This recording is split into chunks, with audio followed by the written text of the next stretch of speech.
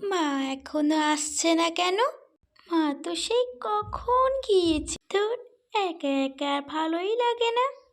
আমি বরং যাই, মাকে গিয়ে ডেকে নিয়ে আসি। ছোট্ট চড়ুই মায়ের খোঁজে বেরিয়ে পড়ে।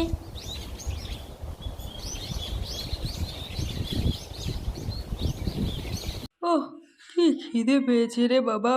কিন্তু এখন শিকারে যেতে একদম ইচ্ছে করছে না। যদি একটা শিকার মুখের সামনে চলে আসতো, কতই না ভালো হতো। আজ বড্ড দেরি হয়ে গেল। মেয়েটা ওদিকে একা আছে। না না, তাড়াতাড়ি উড়ে যেতে হবে আমাকে। মা, ও মা, কোথায় তুমি? মা, আমার কথা কি তুমি শুনতে পাচ্ছ? ছোট্ট চড়ুই তার মাকে হন্যে হয়ে খুঁজতে থাকে। চড়ুইয়ের মা, ও চড়ুইয়ের মা, কি হয়েছে দিদি? এত তাড়াহুড়ো করে কোথা থেকে ফিরছো? কাক দিদি, পরে এসে কথা বলবো, এখন একদম সময় নেই গো। মেয়েটা একা বাড়িতে আছে। মা, তুমি কোথায় গেলে? মা, আমার ডাকে সাড়া দাও। ছোট্ট চড়ুই মাকে খুঁজে না পেয়ে কান্নাকাটি করতে থাকে। চড়ুই, সোনা, চড়ুই, দেখ আমি এসে গেছি মা।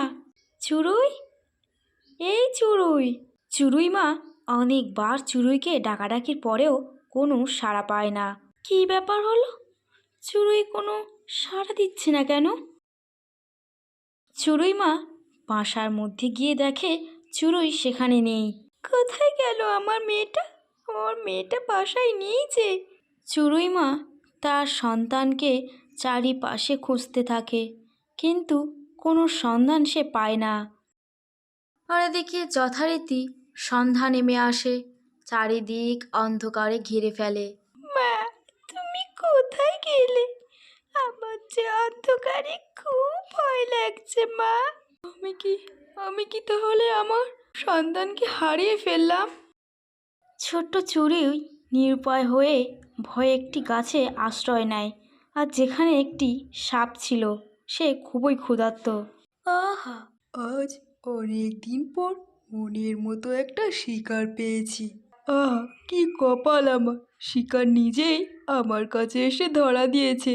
এই ছোট্ট চুড়িটা দিয়েই আজ আমার দারুণ ভোজ হবে।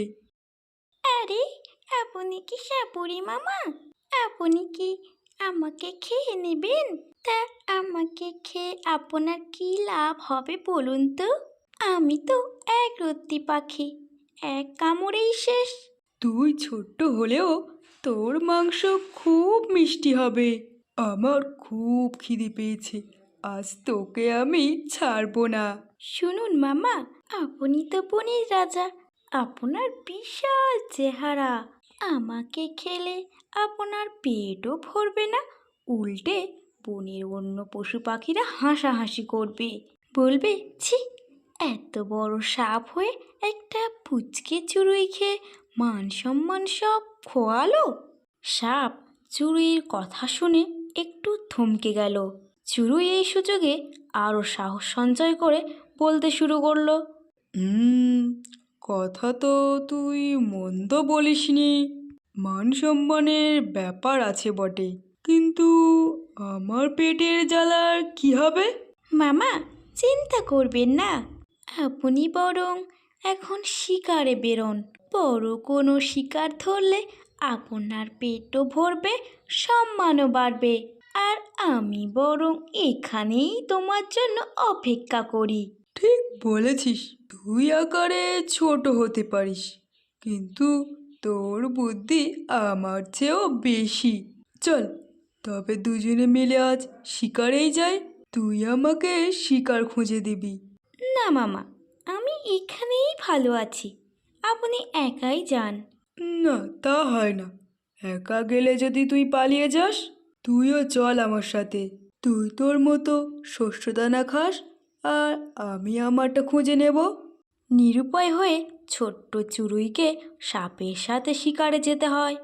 ওই চড়ুই, আমি আর নড়তে পারছি না রে।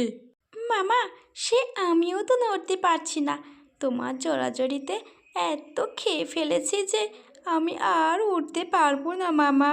তাহলে চল দুজনে মিলে এখানেই কোথাও একটা আশ্রয় নিয়ে নিই। সাপ আর চড়ুই অনেকটা সময় ধরে শিকার করে অনেক খাবার খেয়ে নিয়েছে। দুজনেই এত বেশি খেয়ে ফেললো যে আর নড়াচড়া করার ক্ষমতাই নেই। তাই তারা এক গাছের নিচে ঘুমিয়ে পড়ল।